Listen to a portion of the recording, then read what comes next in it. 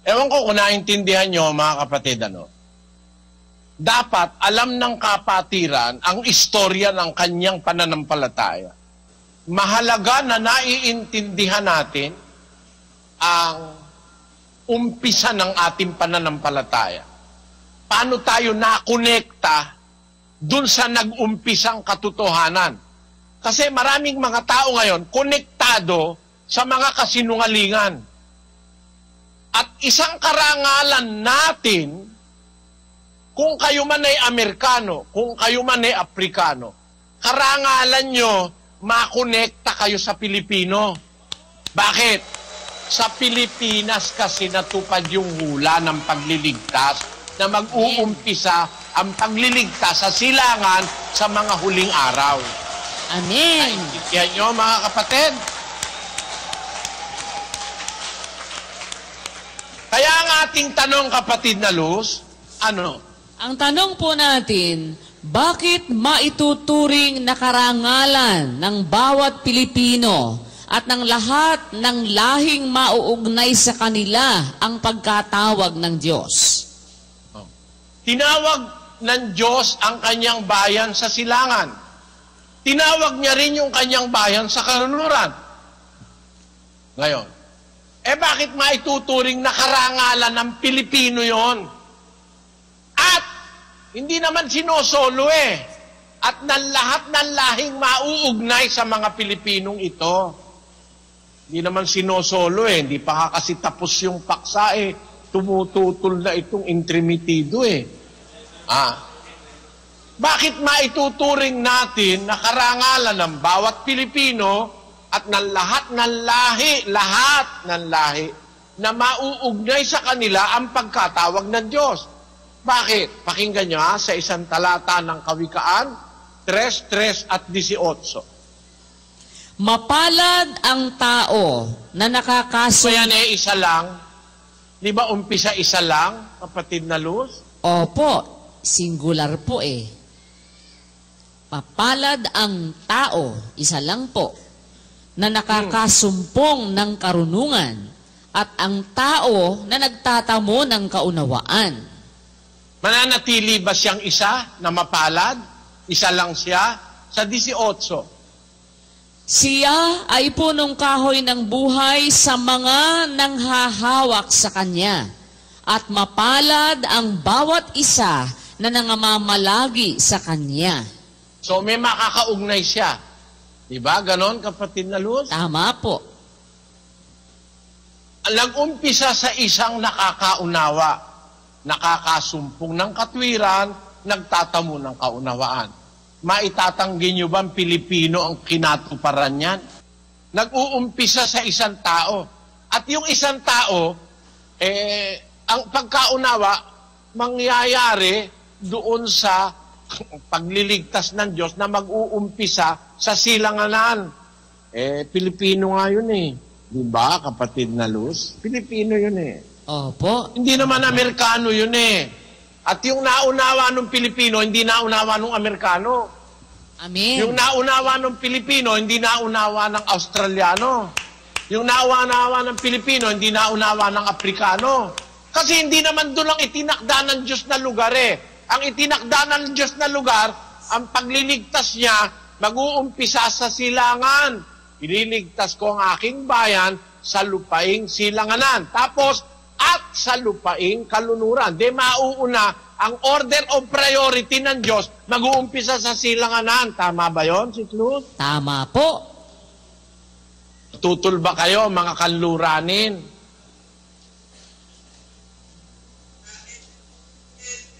Tutul ba kayo, mga nasa kanluran, na mag-uumpisa sa silanganan? Tutul ba kayo? Pag tutul kayo, ayaw nyo ng Biblia. Pero pag gusto nyo ng Biblia, ipagmamalaki mo ngayon. Kahit Boliviano ka, ang pananampalataya ko galing sa Pilipinas. Kasi may hula na dun mag-uumpisa ang katotohanan sa ating panahon.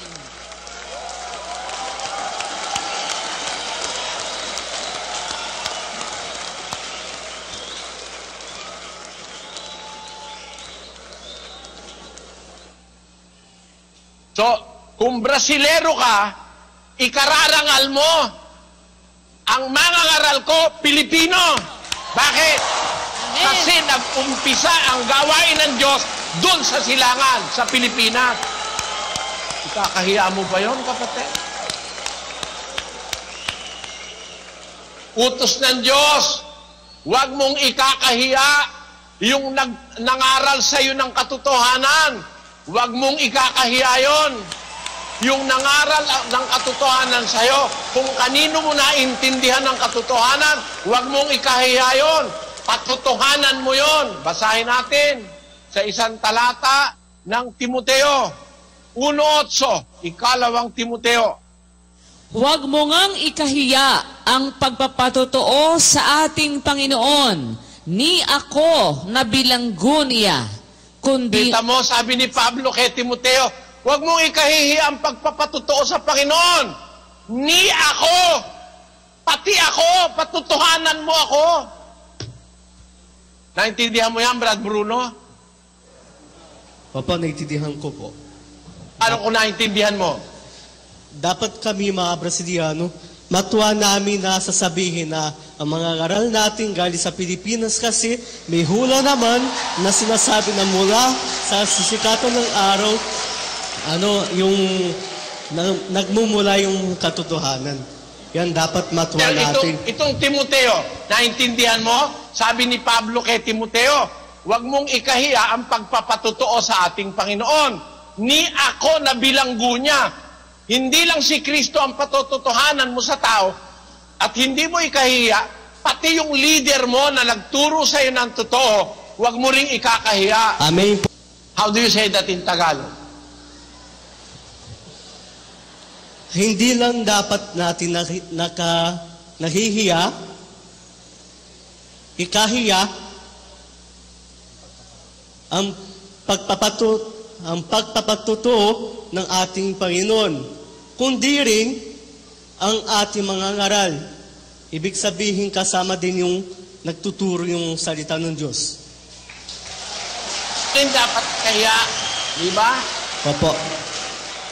So ano sasabihin mo pag nasa Brazil ka? Pag nasa Brazil ako, sasabihin ko sa Português, estou feliz por ter irmão Eli, que é das Filipinas, de onde veio a verdade. Salamat sa Diyos.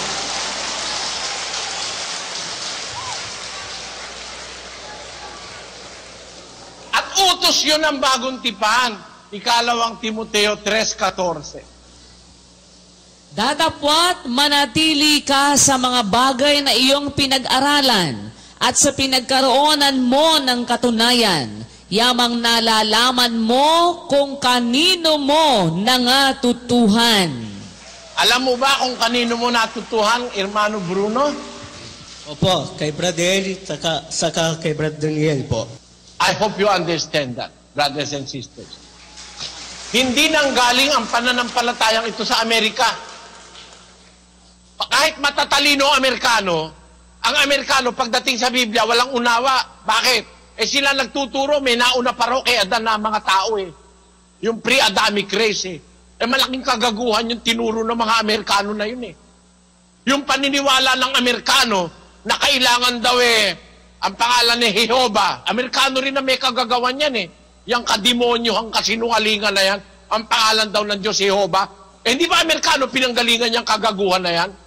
Yung pananiwala na kailangan mangingili ng Sabado at hindi pwedeng sumamba paglinggo. Hindi ba Amerikana rin ang pinanggalingan yan? Si Ellen G. White? Puro kasinungalingan yan ang galing sa Amerika ngayon, yung nanggaling sa Pilipinas, ikumpara nyo, may pastor bang Amerikanong kayang tindigan yung kanyang tinuturo?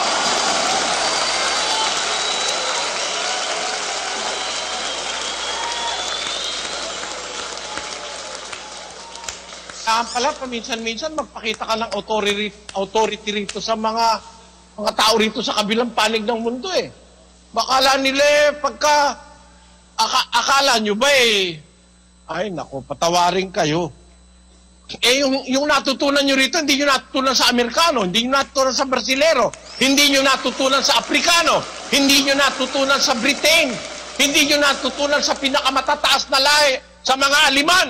natutunan ninyo sa walang kwentang Pilipino ang katotohanang ikaliligtas ninyo, mga kapatid.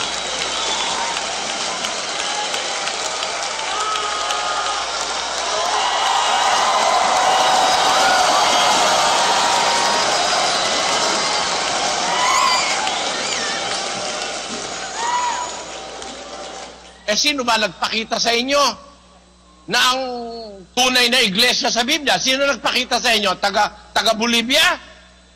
Nunca. Kaya, karangalan ng Pilipino yon. At karangalan mo rin dapat kung Brasilero ka na sabihin mo, salamat sa Diyos, ang mga ngaral ko galing sa silangan kasi yun ang direksyon na sinasabi ng hula. Para sa akin, isang karangalan ko na nabuhay ako, ipinanganak ako sa isang bansa na nasa silangan, mga pulo ng dagat. Kasi yun ang hula eh. Siguro baka hindi ako ganito kung ipinanganak ako sa India. Baka kasama ako nung sumasamba sa mga daga. Kakahiya. Pero ikinararangal ko, ipinanganak ako sa silangan, sa mga pulo ng dagat. Dahil yon ang sinasabi ng direksyon ng hula. Karangalan ko ang maging Pilipino at karangalan nyo rin, mga kapatid, ang iglesia o relihiyong tinanggap nyo, nag-umpisa sa silangan sapagkat yun ang direksyon ng hula. Amen? Amen! Ngayon, ang ating tanong, mga kapatid, bakit maituturing na tunay na karangalan ang pagkatawag ng Diyos sa atin sa pamamagitan ng Kristo? Alam mo, Sis Luz, isang regalo ng Diyos sa pasalamat na ito. Makinig kayo lahat, mga manggagawa, mga MIC, mga TP, mga kung ano-ano pang KNP, pati katulong ni Popoy, makinig kayo. Basahin mo nga ang 1:9 ng unang Korinto, Sis Luz. 1:9. Mapanampalatayahin, mapaniwalain, na sa pamamagitan niya ay ulitin mo. Doon sa walang ganyan, Ang Diyos ay tapat, na sa pamamagitan niya ay tinawag kayo sa pakikisama ng kanyang anak na si Jesucristo na Panginoon natin. Sino ang tumatawag? Ang Diyos po. Ayun. Tama yun, Ang Diyos ang tumatawag. Tama ba? Tama po. Pero paano tayo tinatawag ng Diyos? Sa pamamagitan po ng Ebanghelyo, Brad Eli, ayon doon sa naturo nyo sa amin. Sa pamamagitan ni Kristo. Ayon po, opo. Sa pamamagitan ni Kristo, sa pamamagitan niya. Sa pamamagitan ni Kristo, tinatawag tayo ng Diyos. Sino tumatawag sa atin? Ang Diyos po. Ang Diyos nga pero sa pamamagitan ni Kristo. Sino ang tumatawag sa atin? Hindi ba si Kristo? Kristo po. Nung tinawag yung 12 apostol, sino tumawag? Si Kristo po. Hali kayo. Gagawin ko kayo mamamalakayan ng tao. Isa-isa ang tinawag ni Kristo. Sino tumawag? Si Kristo po. Pero sa tamang malalim na kahulugan, ang Diyos ang tumawag, pero sa pamamagitan ni Kristo. Amen. Pero ang aktual na tumatawag si Kristo, tama ba? Opo. Basahin mo ang 11:49 ng Lucas. Kaya nga, sinasabi naman ng karunungan ng Diyos, magsusugo ako sa kanila ng mga propeta at mga apostol, at ilan sa kanila ay kanilang papatayin at pag-uusigin. Sino ang tumawag ng mga propeta at mga apostol? Si Kristo po. Ayun. Siya ang nagsugo, siya ang tumawag. Tama ba? Tama po. Sino ba yung Kristo na nagsugo sa mga propeta at mga apostol at tumawag sa kanila? Sino yon? Di ba yun ang karunungan ng Diyos? Opo.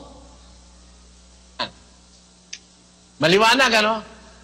Ang nagsusugo, ang tumatawag sa propeta, sa mga apostol, ay ang karunungan ng Diyos na si Kristo. Ang tumawag sa miyembro, si Kristo rin. No? Opo. Sabi ni Pablo sa mga taga-Korinto, ang Diyos ay mapanampalatayahin na sa pamamagitan niya, ni Kristo, tinawag kayo para ipakisama sa kanyang anak na si Jesucristong Panginoon natin. Yung niya, tumutukoy kay Kristo o tumutukoy sa karunungan ng Diyos. Nakasunod ka ba, Brad Danny? Opo, kapatid na Eli.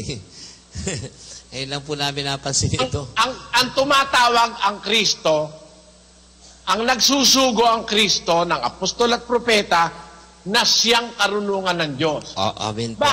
Bakit natin maituturing na karangalan natin na tinawag tayo ni Kristo o ng karunungan ng Diyos? Basahin mo ang 4:7 ng Kawikaan. Karunungan ay pinaka-pangulong bagay, kaya't kunin mo ang karunungan. Oo, sa lahat mong kukunin ay kunin mo ang unawa. Tuloy. Iyong ibunyi siya at kanyang itataas ka. Kanyang dadalhin ka sa karangalan pagka iyong niyakap siya. Di ba ang tawag ng karunungan ay karangalan mo agad, Sis Luz? Opo. Karunungan ang pinakapangulong bagay. Si Kristo yun eh. Saka iba-ibabawan ng lahat ng pamunuan, ng kapangyarihan at pagkasakop na kay Kristo yon. Kaya yung karunungan na siya ring Kristo, ang pinakapangulong bagay. Kaya kunin mo ang karunungan, sa lahat mong kukunin, kunin mo ang unawa. Iyong ibunyi siya, kanyang itataas ka. O di ba ang nagtataas yung tawag ng karunungan, Sis Lu? Amen po. Iyong ibunyi ka siya at itataas ka niya. Tapos, dadalhin ka sa karangalan pagka iyong niyakap siya. Amen? Amen. O karangalan ba yung tinawag ka ng karunungang Kristo? Karangalan po. Anong klaseng karangalan yung tinawag ka ng karunungang Kristo? Anong klaseng karangalan yon? Hindi yun kagaya nung karangalan ng tao, na ang lahat ng tao, lahat ng laman, parang damo. Ang kanyang karangalan, parang bulaklak ng damo. Ang damo ay nalalanta, ang bulaklak ay natutuyo. Nawawala ang lahat ng karangalan ng tao eh. Pero alam mo, pagka tinawag ka ng karunungang Kristo, meron kang karangalang hindi kagaya ng bulaklak ng damo. Kasi yung karunungan, hindi natutuyo yun. Hindi nalalanta yun. Idadalhin ka niya sa isang karangalang eternal.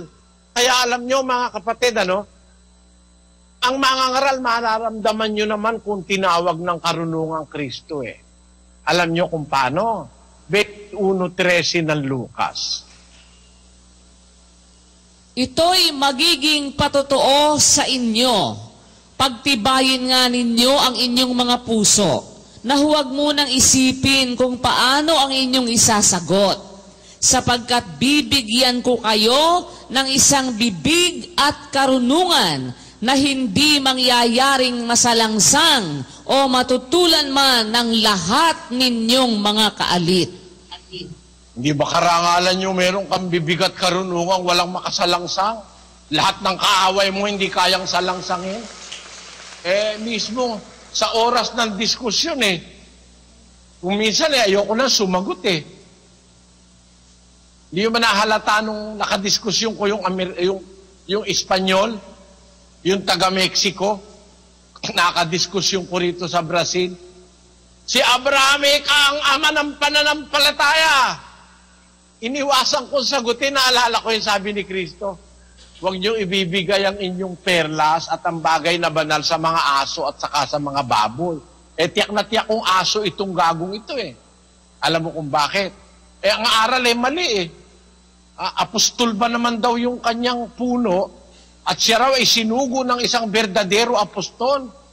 Tapos si Abraham daw ama ng pananampalataya. Mali na agad eh. Si Abraham hindi ama ng pananampalataya kundi ama ng mga nagsisisampalataya. Hindi father of faith but father of the faithful. Salamat sa Diyos sa lahat ng mga bagay na ito na naunawa natin, nagliliwanag sa ating mga kaisipan. Huwag nyo namang ikahiya na ang inyong mga ngaral ay nanggaling sa Pilipinas. Huwag nyo ikahiya yun, mga kapatid. Huwag mong ikahiya ang pagpapatutuo sa ating Panginoon, ni ako man na bilanggo niya, sabi ni Apostol Pablo. Manatili ka sa iyong bagay na pinag-aralan at sa pinagkaroonan mo ng katunayan, biyamang nalalaman mo kung kanino mo natutuhan. Nalalaman mo ba, kapatid na Bruno? Opo. Nalalaman ko po. Si Brother Ay, saan ka makarating? Anong sasabihin mo? Graças a Deus por eu ter pregador que é vindo das Filipinas. Graças a Deus. Are you not ashamed to say that you are being led by a Filipino preacher? Hindi naman po, kasi walang ibang ganyan sa buong mundo.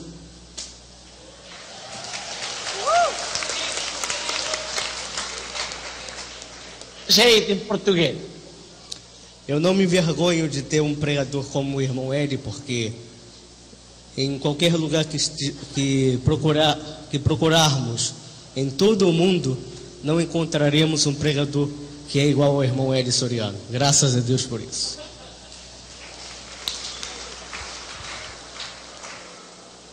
It is not our intention to exalt ourselves.